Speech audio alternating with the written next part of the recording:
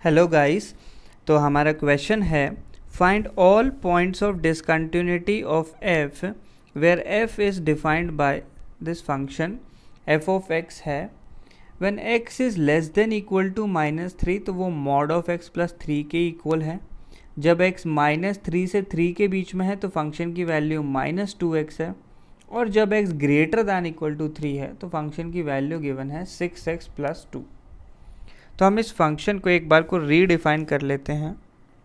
Mod मुझे कैसे भी रिमूव करना है, मॉड से थोड़ा डिफ़िकल्टी होती है क्वेश्चन सॉल्व करने में। तो आप लोग देखो, जब x less than equal to -3 है तब फंक्शन की वैल्यू है मॉड ऑफ x प्लस 3।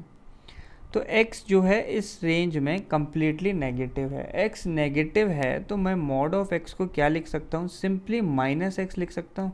अगर मॉड हटाना है तो मुझे -x लिखना होगा। तो ये वैल्यू है -x प्लस 3 जब x less than equal to -3 है। तो उस मॉड का कोई मतलब नहीं है, सिंपली हमें उसे लिख लेना चाहिए -x plus 3 if x is less than equal to -3। और वैल्यू बाकी सेम रहेंगी, -2x होगा जब x -3 से 3 के बीच में है, और 6x प्लस 2 होगा जब x greater than equal to 3 है। तो आप लोग देख सकते हैं फंक्शन की डेफिनेशन दो जगह ब्रेक हो रही है, एक तो at x is equal to -3 और एक at x is equal to 3। तो मुझे केवल दो ही जगह चेक करना चाहिए, बाकी हर जगह तो फंक्शन पॉलिनॉमियल है। -x प्लस 3 एक पॉलिनॉमियल है, -2x एक पॉलिनॉमियल है, और 6x प्लस 2 भी एक पॉलिनॉमियल है। तो केवल जहाँ पे ब्रेक आ रहा है हम उन्हीं पॉइंट्स पे चेक करेंगे, बाकी हर जगह फंक्शन अपने आप ही कंटिन्यूस हो जाएगा। तो x इज इक्वल टू -3 पे अगर फंक्शन की बात करें तो लिमिट निकालनी है। तो सबसे पहले लेफ्ट हैंड लिमिट निकाल लेते हैं। लिमिट x टेंड्स टू -3 को अगर मैं नेगेटिव से जाऊं, यानी -3 से छोटी वैल्यू, उस पे फंक्शन की वैल्यू क्या है, तो ये देखो आप लोग, -3 से छोटे पे फंक्शन बन रहा है -x प्लस 3। तो इसकी वैल्यू लिख दी -x प्लस 3। अब इसमें x की वैल्यू क्या सब्सटीट्यूट करनी है, -3 सब्सटीट्यूट करी तो ये वैल्यू कितनी बन जाती है, 6 बन जाती है। राइट हैंड लिमिट निकालते हैं ऐसे ही। तो right hand limit at x tends to -3, तो -3 को पॉजिटिव से जाएंगे। तो देखो -3 पॉजिटिव से जाने का मतलब है -3 से थोड़ी बड़ी वैल्यू। तो -3 से बड़ी वैल्यूज़ तो x के इस रेंज में लाई करने लगेंगी। तो क्या आएगी, फंक्शन की वैल्यू क्या यूज़ करनी होगी मुझे, -2x। इसमें x की वैल्यू अगर मैं -3 रखता हूँ तो राइट हैंड लिमिट आ जाती है 6। लेफ्ट हैंड लिमिट भी 6, राइट हैंड लिमिट भी 6। एक बार तो लिमिट तो एग्जिस्ट कर रही है। अच्छा, वैल्यू ऑफ द फंक्शन देख लेता हूँ मैं। Value of the function at x is equal to -3 कितनी आ जाती है, तो x की वैल्यू -3 पे फंक्शन की डेफिनेशन कौन सी यूज़ होगी, पहली वाली, क्योंकि इक्वल जो है फर्स्ट डेफिनेशन पे लगा है। तो -x प्लस 3 है, इसमें x की वैल्यू -3 अगर मैं रख दूंगा तो ये वैल्यू कितनी आ जाएगी, 6 आ जाएगी।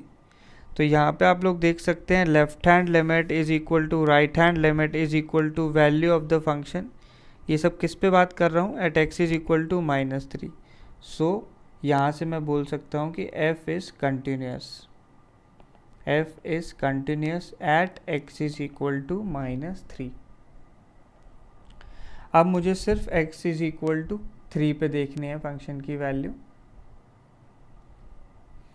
तो at x is equal to 3 continuity check करते हैं। तो सबसे पहले लेफ्ट हैंड लिमिट, यानी लिमिट x टेंड्स टू, जब 3 को हम नेगेटिव से अप्रोच करेंगे, तो 3 को अगर नेगेटिव से जाओगे तो 3 से छोटी वैल्यू है, तो 3 से छोटी वैल्यू जो है इस इंटरवल में लाई करने लगेगी।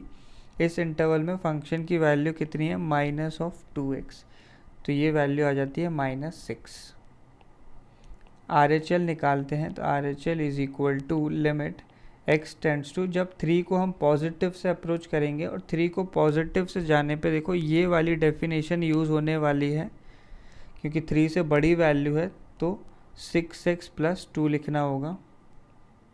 इसमें x की वैल्यू अगर 3 रखी जाए तो ये वैल्यू आ जाती है 20। तो यहाँ से LHL और RHL ही इक्वल नहीं आए, इसका मतलब लिमिट एग्जिस्ट नहीं करती 3 पे, therefore f is discontinuous, f is discontinuous at x is equal to 3। तो 3 पे फंक्शन डिसकंटिन्यूस आ गया है। बाकी देखो मैंने आपको बता ही दिया है, अगर हम लोग बात करेंगे एट x लेस देन -3 पे बात करें, -3 से छोटे पे फंक्शन की वैल्यू क्या है, f ऑफ x की वैल्यू है -x प्लस 3। फिर उसके बाद जब x -3 से 3 के बीच में लाई करता है तो फंक्शन की वैल्यू है -2x, और जब x 3 से बड़ा है, x 3 से बड़ा है तो कौन सी डेफिनेशन है, 6x प्लस 2।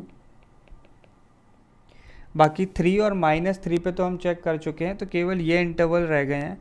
तो ये तीनों फंक्शन आप लोग देख सकते हैं कैसे हैं, पॉलिनॉमियल फंक्शन है।